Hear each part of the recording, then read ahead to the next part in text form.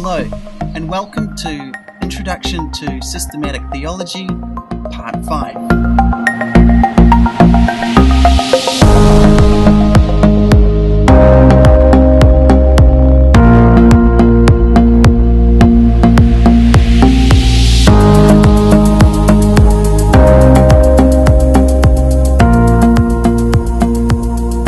We've previously established that the concept of God in the Old Testament was that God is personal. In the New Testament, a plurality in God emerged, such that God was more than just personal, but tri-personal. This gave rise to the doctrine of the Trinity, which is actually 4 distinct doctrines. Namely, 1, that there is only one God; 2, that the Father is God; 3, that the Son is God; and 4, the Holy Spirit is God. In this section, we're going to explore the raw data that later theologians would see to systematize. So let's look at the idea that there is only one God in the Old Testament and the New Testament. In Deuteronomy 4, verse 35, it says, "You were shown these things so that you might know that the Lord is God. Besides him, there is no other." And perhaps even more clear than this is the Jewish prayer, the Shema Israel. "Hear, O Israel, the Lord our God, the Lord is one." And the church remained faithful to the Jewish confession of monotheism, that is, that there is only one God. So in the New Testament, we therefore see Jesus quoting approvingly the Shema. He says, the most important one is this: "Hear, O Israel, the Lord our God, the Lord is one." And Paul in Ephesians says, "There is one God and Father of all, who is over all and through all and in all." So, there we have the idea that there is only one God, that the Jewish people were staunchly monotheistic. So let's look at the idea that the Father is God. Now, the motif of God as Father used in the Old Testament was emphasized in the New Testament. And this is because Jesus related to the God of Israel as Father and taught that his disciples could share his intimate, familial connection with God. It's therefore not surprising that all the divine attributes of God are attributed to the Father. Now, as it's not surprising the Father has all the divine attributes, we're going to be content to simply just list them here.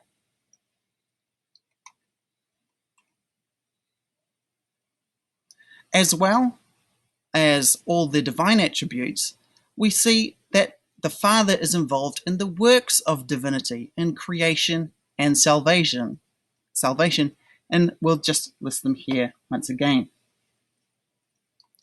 So the New Testament's use of the Greek words ho theos is actually a title for the God, and it typically refers to God the Father. And you'll note that Paul often writes, "Grace and peace to you from God the Father and our Lord Jesus Christ."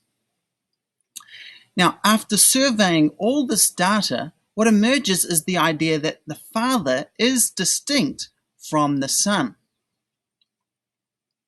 So let's now turn to look at the Son being God. So this is the thing that is surprising, because Jesus is by all appearances just a man, and yet he acquired in the writings of the early church all the attributes of deity also. Let's look at these closer.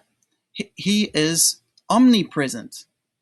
In Ephesians 1:23, he fills everything in every way. He's omnipotent, which is all-powerful. In Philippians 3:21, Jesus Christ has the power that enables him to bring everything under his control.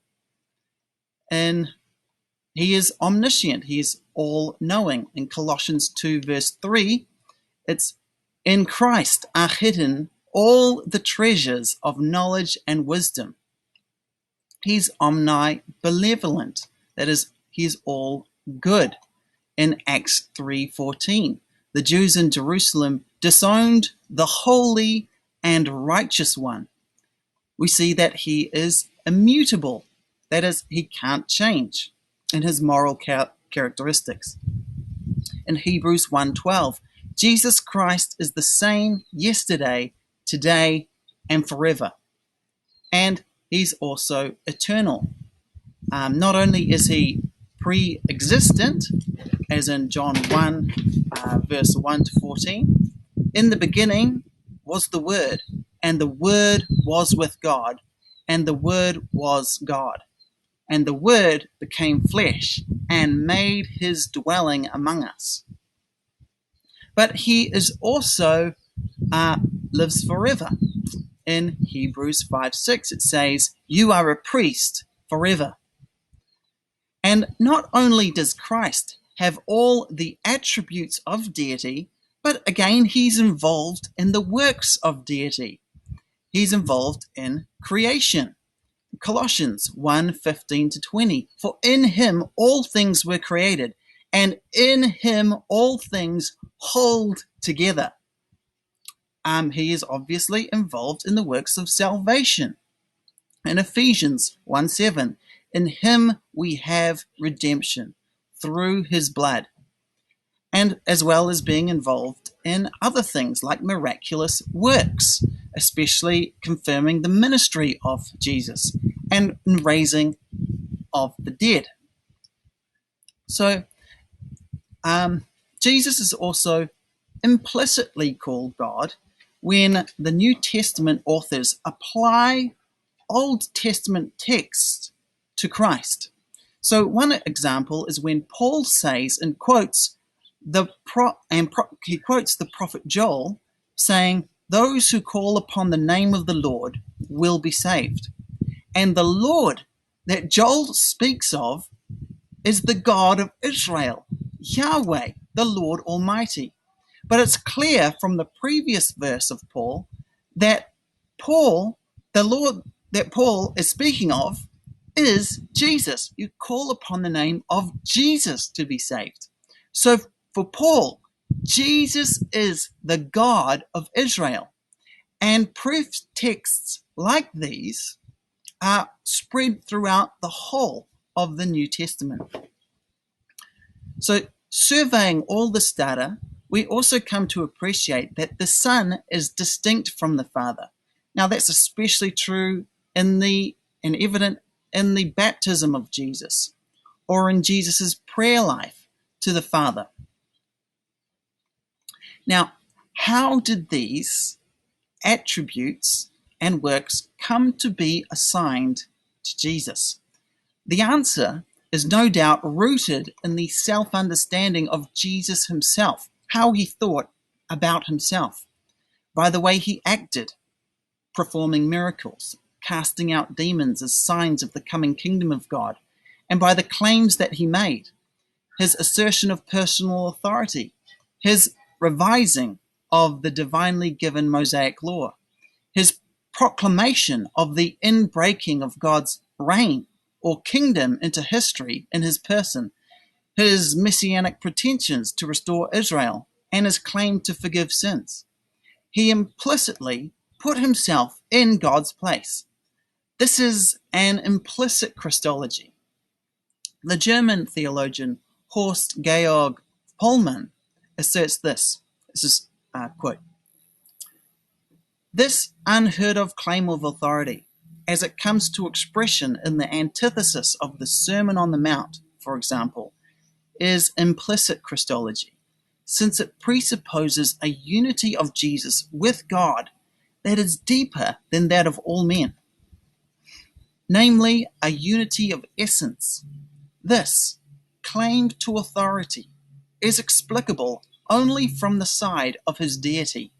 This authority only God himself can claim.